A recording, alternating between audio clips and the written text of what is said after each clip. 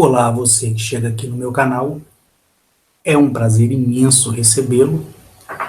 E hoje, conforme eu havia programado, eu quero tratar de assuntos relacionados à conspiração Brasil. Quando entramos no tema da conspiração, usa-se o termo teoria de conspiração, quando na verdade é a própria conspiração. E por que eu quero falar da conspiração do Brasil? Eu quero trazer aqui para você, que é meu ouvinte, o meu ponto de vista militar e o meu ponto de vista como cidadão brasileiro. Aquilo que eu vou dizer aqui não é baseado em estudos nem em estatísticas, mas é baseado no cotidiano que estamos vendo através das manifestações do que acontece no nosso país. Não quero tratar aqui de uma conspiração global, nada disso. Eu quero tratar aqui de uma conspiração local. E talvez aí, no meu ponto de vista, muitos de vocês vão ter uma abrangência muito melhor em relação a esse tema. Hoje no Brasil, o primeiro ponto que existe é a desigualdade social. O segundo ponto que existe é a violência que dizem ser causada pela desigualdade social. Nós temos hoje no nosso país violência de todos os tipos. E nós não enxergamos o rigor da lei.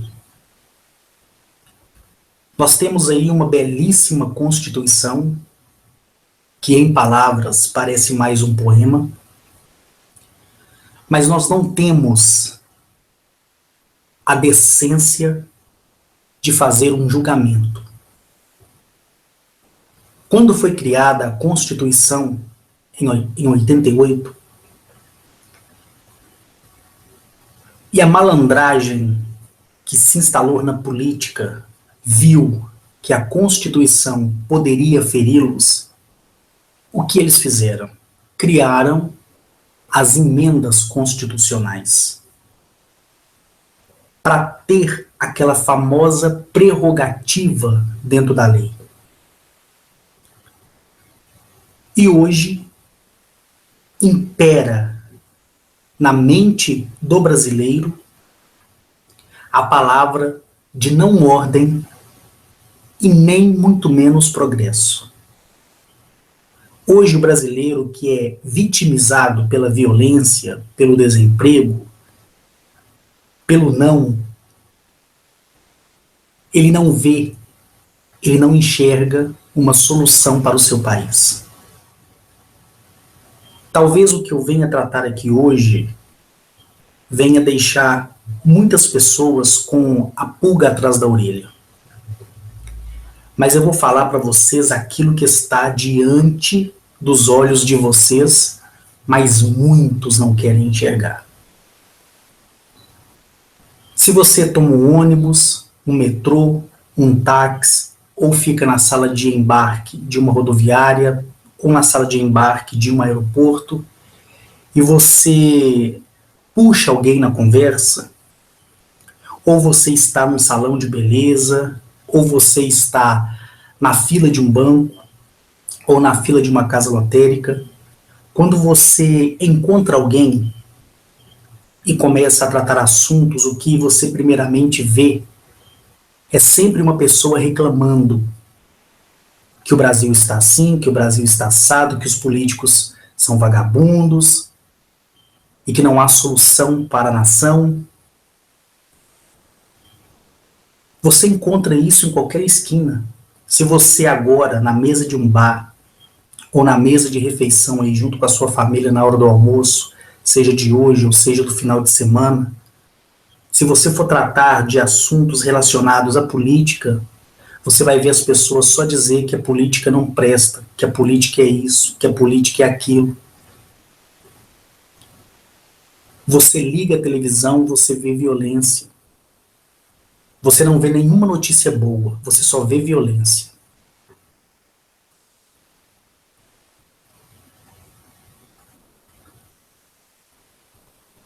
Você vê brasileiros deixando a sua pátria para poder ir buscar o seu sonho em outras nações.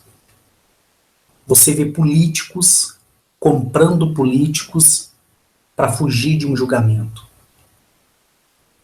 Não existe honestidade na lei brasileira. Não existe honestidade no judiciário. Não existe honestidade em nenhum lugar no Brasil. Prestem atenção. Hoje, quando olhamos para a situação do Brasil e olhamos por tudo que a nação está passando, você não consegue ver nenhum brasileiro se manifestar através do sentimento patriótico. Porque nenhum brasileiro, ele é patriota. Nenhum brasileiro é brasileiro de verdade. O Brasil é essa confusão porque não somos patriotas de linhagem pura. Nós somos a mistura de europeu, asiático. Nós somos a mistura de outras nações. Por isso eu digo para você que não existe o brasileiro puro. O único brasileiro de verdade é aquele índio, aquela tribo que está no mais remoto do profundo de uma selva amazônica. Aquele ali é brasileiro de verdade, porque ele é linhagem de sangue pura. Nós somos mestiços. Mistura de francês, mistura de alemão, mistura de romênio, mistura de inglês, mistura de português, mistura de espanhol, mistura de holandês, mistura de alemão, mistura de chinês, mistura de japonês, mistura de africano, mistura de tudo. E talvez para você isso não possa fazer sentido, mas faz. Porque como nós não temos uma nacionalidade legítima, nós não lutamos por uma pátria que não temos. Nós não enxergamos o verdadeiro valor do que é ser um patriota, do que é amar de verdadeiro uma nação, do que é amar de verdade um país. Nós não temos isso. Tudo para nós, brasileiros, tudo para nós está bom. O governo aumenta imposto, tá bom. A criminalidade aumenta, tá bom. A saúde é uma merda e tá bom. A desigualdade social vem nas universidades e tá bom. O desemprego está aí e está bom. O brasileiro passa fome e fica na pobreza e está bom. O jovem vai para as drogas e está bom. A polícia é intimidada pelos direitos humanos e está bom. a nação política no Brasil corrompida, prostituída, em decomposição, e para nós brasileiros está bom. Está bom porque não fazemos nada. Quando a nação saiu para as ruas, nas vésperas ali de 2014, em 2013 para 2014, 2014 para 2015, e foi aquele auê todo no país, onde as pessoas foram contra a Copa do Mundo ser estabelecida aqui, outras pessoas começaram a reivindicar algumas coisas que nem sabiam o que estavam reivindicando. Você, se observasse, você ia ver que atrás dessas multidões existiam grupos para mobilizar a massa e para fazer um auê que não levou a nada. Pelo contrário, nós, brasileiros, fomos limitados a assistir nos estádios um jogo de futebol. Nós fomos limitados, dentro do nosso próprio país, a andar pelas ruas e chegar próximos às outras pessoas que estavam instaladas no meio esportivo dentro da nossa própria nação, só que ninguém enxergou isso. O brasileiro ali, talvez, de consciência pura, acreditando que estava reivindicando alguma coisa e acreditando que aquela maioria estava com o único objetivo, que era a mudança da nação, recebeu bala de borracha no olho, no peito, na boca, bomba de gás lacrimogêneo, paulada. Eu vi a cavalaria passando em cima de mulheres, de adolescentes. E para o brasileiro ali estava tudo bom. Porque não somos patriotas, não somos uma nação verdadeira. Você acompanha os acontecimentos no mundo, e quando você vê os acontecimentos no mundo, o que você enxerga? Quando políticos lá no mundo, no velho mundo, nas velhas nações, eles fazem alguma coisa que desagrada aquela população, imediatamente a população vira o jogo ao seu favor. E o governo ele tem que retroceder. No Brasil não, no Brasil se aumenta o combustível, e o brasileiro vai lá e abastece o seu carro, aumenta-se a passagem de ônibus, e o brasileiro continua indo para o trabalho, usando o transporte público. Aumenta-se tudo no Brasil e o brasileiro vai junto. O brasileiro ele não sabe reivindicar, ele não sabe onde é o seu direito, onde começa o seu direito e o seu dever e onde termina a sua obrigação. Aí você olha para a nação do Brasil e você vê ela destruída. Porque pessoas infiltradas estão fazendo testes. E esses testes começaram a ser feitos no dia 16 de maio de 1985. E que testes são esses? São testes para observar o comportamento do brasileiro.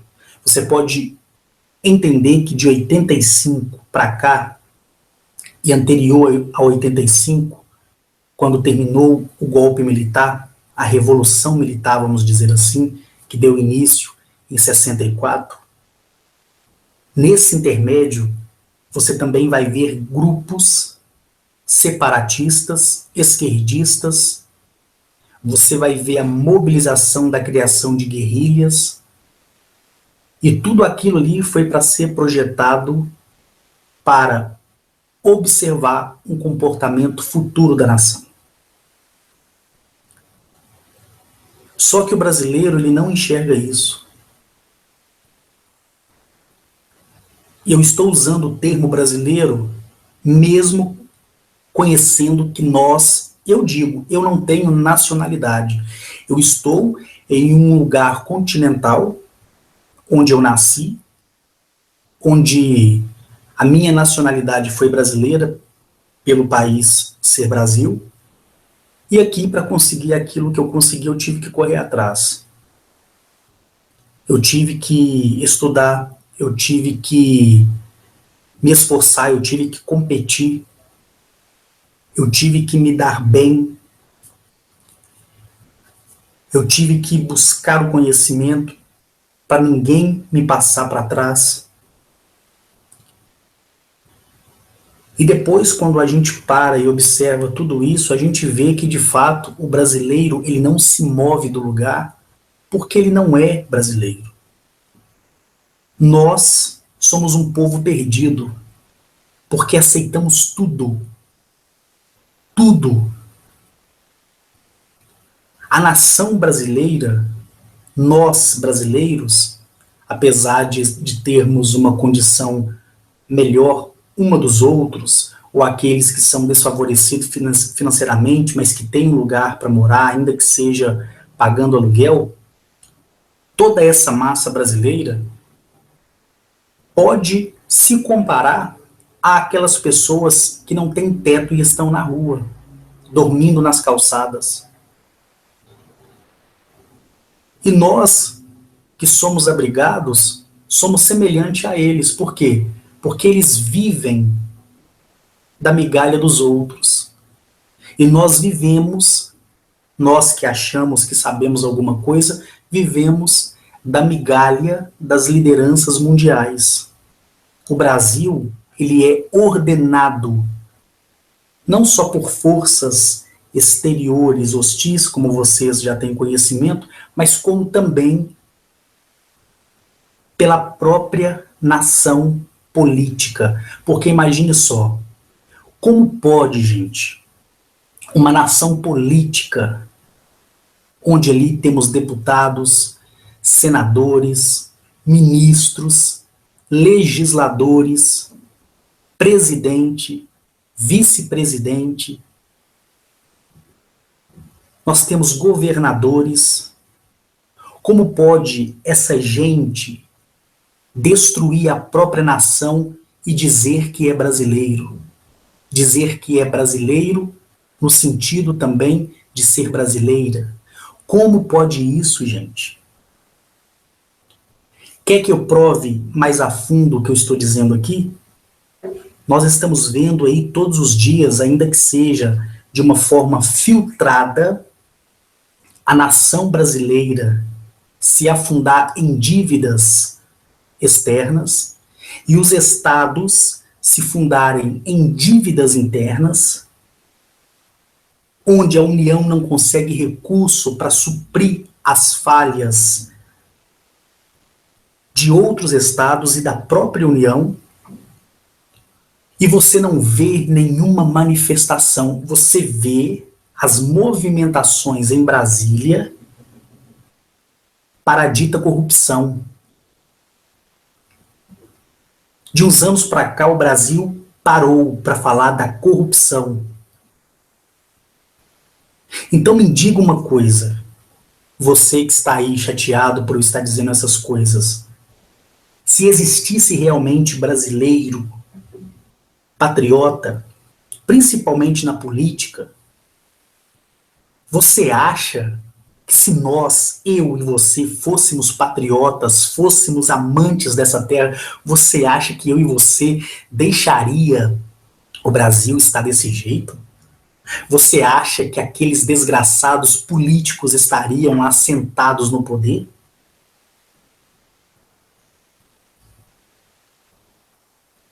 Como pode uma nação reivindicar suas terras e dizer sou brasileiro com orgulho e ver o país na merda que está? Como pode as manifestações no Brasil nunca ser a favor de outra pessoa a não ser pela causa própria? Você não vê médicos, advogados, policiais, servidores públicos da educação, você não vê eles reivindicarem, prestem atenção, Nada para o bem da população, que é o seu próximo. Você vê eles reivindicarem salários. Você nunca vê um médico reivindicar por melhorias nos hospitais. Você nunca vê um policial reivindicar por melhor condição de trabalho na corporação. Você vê que em todas as manifestações no país, a reivindicação é para bem pessoal, nunca para o bem coletivo. Onde está o patriotismo nisso, gente? O camarada, ele sai nas ruas para reivindicar o aumento de salário, mas ele nunca sai na rua para reivindicar o bem maior para a população, porque ele quer primeiro o dele.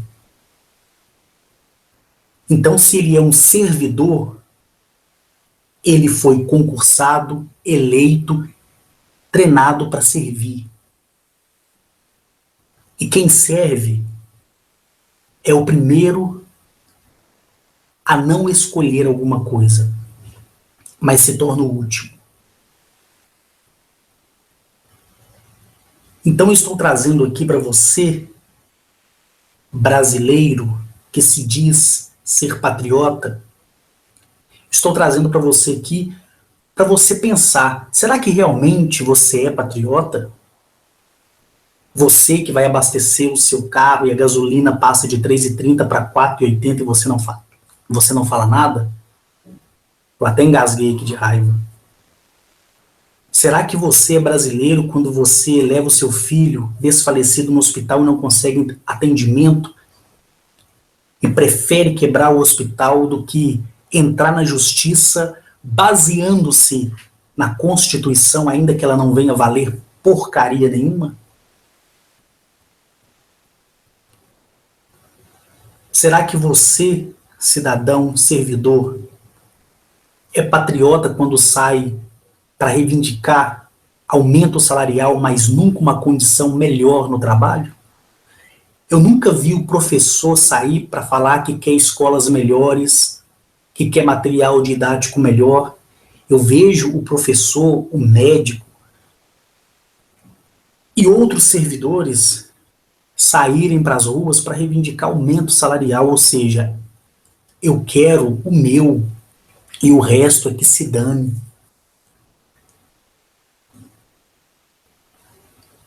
A população brasileira, ela foi disciplinada a ser egoísta. E isso não tem nada a ver com questões alienígenas, não, gente. Nesse sentido, não, porque todos nós temos o nosso livre-arbítrio. Foi o meu avô, a minha avó, os meus bisavós que são responsáveis pela situação que o país se encontra hoje. A minha mãe, o meu pai, os meus tios é que são responsáveis pela condição do Brasil hoje, porque eles não souberam votar. Porque ninguém investigou a fundo como funciona uma eleição no país. Nós temos o exemplo aí do Fernando Collor, que fez uma atrocidade na nação e ainda tem pessoas que defendem ele. E onde ele está hoje? Está lá, em Brasília, recebendo dele, rindo, sendo que aquele homem ele foi responsável pela morte de muitas pessoas, porque muitas pessoas favorecidas financeiramente na época, que perderam tudo através do bloqueio financeiro do país, que foi o golpe financeiro conhecido, muitas pessoas não souberam, não se adaptaram em viver desfavorecidos financeiramente e cometeram suicídio. E anos mais tarde, a mesma população, esse mesmo povo que diz ser brasileiro, que diz que é puro, que diz que é patriota, colocou o mesmo homem no poder. E o engraçado é que para você varrer uma rua no Brasil, você precisa ter o 2º grau completo. Para você correr atrás de bandido, você precisa ter o 2º grau completo. Aqui, no estado de Minas Gerais, hoje, para o cidadão ser um soldado primeira classe da Força Militar Estadual do Estado, ele precisa ter curso superior para ser soldado. para correr atrás de marginal. Mas para você ser um presidente de uma nação, você precisa saber ler e escrever. Quer conspiração maior que essa? Como você coloca uma pessoa que só sabe ler e escrever, somar, subtrair e multiplicar? Como você coloca uma pessoa dessa para ser líder de uma nação? Toda vez eu me emociono quando eu falo do saudoso Enéas. Homem inteligente, homem de valor, homem de caráter. Tentou entrar para ser a diferença e mostrar o valor de cada brasileiro. E a população riu dele só porque ele falava: o meu nome é Enéas. A população zombou dele quando ele falou que queria construir a bomba atômica. Hoje, ele não está mais aqui.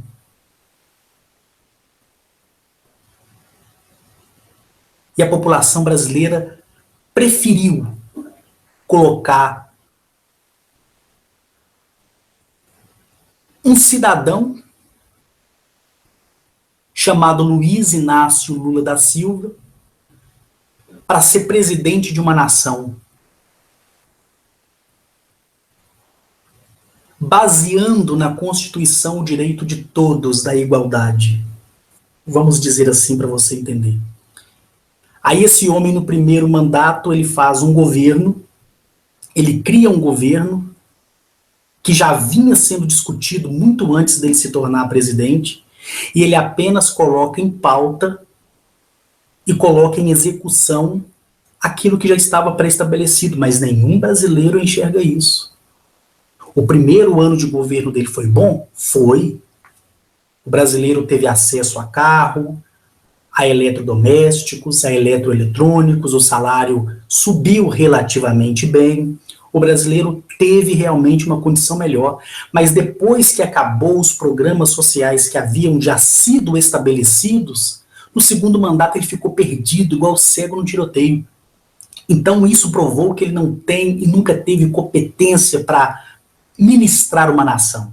Só que a população brasileira, principalmente os carentes, que não têm culpa de ser desfavorecidos financeiramente, principalmente essa minoria, que na verdade se torna uma maioria, ficou extasinada e encantada pelos benefícios sociais, que escraviza o homem, que escraviza a mulher, que escraviza a sociedade.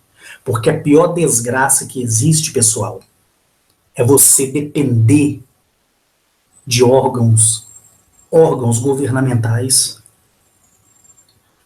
Aí, esse presidente coloca... Porra, é até brincadeira. Coloca uma presidenta, Dilma Rousseff, que tem a coragem de dizer diante das Nações Unidas que os cientistas deviam inventar uma tecnologia para armazenar vento, cara. Olha para você ver que absurdo. Disse que não deveria só existir a palavra Homo sapiens, mas mulher sapiens. Essa presidenta, ela ficou perdida, tão perdida que eles roubavam, ela não sabia de nada. Eu acredito piamente que ela realmente não saiba de nada mesmo, porque aquela ali, com aquelas belíssimas frases, envergonhando a nação diante do mundo, sendo motivo de chacota para as outras nações, saber da falcatrua que existia no país, é até covardia dizer que ela sabia. É até covardia, pessoal. Mas a população sentiu pena, pediu para ela sair, e quando ela saiu com aquela carinha de choro, a população sentiu pena. Porque o brasileiro, ele não está nem aí para nada, para ele tanto faz como tanto fez, porque muitos se contentam somente com arroz e feijão. Se tiver arroz e feijão todo dia em casa, tá ótimo, se não tiver, foda-se. Aí você olha a população do nosso país com a nacionalidade brasileira e você pergunta a essa população, a esse cidadão o que é ser patriota, a primeira coisa que ele fala é tirar os políticos de Brasília, é haver uma intervenção militar que nunca vai acontecer. Você vê a discriminação. Recentemente aí, o Brasil mostrou o maior preconceito com a raça negra. Como foi isso? Se nós somos iguais diante da lei, por que se criou cota para os negros? O que o governo quis dizer? Quis dizer que o negro não tem capacidade intelectual, que ele precisa de ajuda para entrar na faculdade. Só que ninguém enxergou isso. Imagina só, gente, separar cotas só porque o camarada é negro. É um absurdo. Se ele é igual diante da lei, como reza a Constituição, não tinha que ter cota nenhuma. Não tinha nem que ter vestibular nessa porra. O que deveria ter é a igualdade. É na escola o cidadão já ser decidido naquilo que ele quer. E ele ter o direito de graça de cursar uma faculdade, seja ela qual for, sem vestibular. Só que nesta nação, jamais, prestem atenção, jamais vai acontecer isso. Jamais. Você começa a entender a gravidade da conspiração no Brasil? Aí você presta atenção na minha narrativa e você começa a colocar as peças no lugar e você vai entender de uma vez por todas que a chave mestra para todas essas desgraças na nação, ela parte da imprensa brasileira. Você já observou os acontecimentos no Brasil e de que maneira a imprensa trata os acontecimentos no Brasil? Que a imprensa não pode falar muita coisa, isso todo mundo sabe. Não só no Brasil, como no mundo. Mas no Brasil, a imprensa ela age diferente. Um exemplo, um criminoso lá nos Estados Unidos, ele é esculhambado pela imprensa. E a imprensa vai atrás do investigador que se torna responsável por aquela investigação até o fim. E ele ainda mostra o momento que o camarada vai ser executado se houver no Estado americano a pena de morte. Porque tem estados americanos que não existe a pena de morte e é convertida pela prisão perpétua. Em outras situações existe tanto a prisão perpétua como a pena de morte. No Brasil, o vagabundo, o criminoso, ele é exaltado pela imprensa. Não é possível que você, cidadão, nunca observou isso. A imprensa brasileira, ela é a responsável por toda a desgraça que acontece na nação. A Record, a Rede TV, o SBT, a Band, a Globo, a Rede Minas aqui do estado, é a massa podre responsável por você não ser patriota. A imprensa brasileira é a desgraça da nação. Preste atenção nos exemplos que eu vou citar. Você que é maior de 35 anos de idade, você que é acima de 35 anos de idade, você vai saber muito bem o que eu estou dizendo.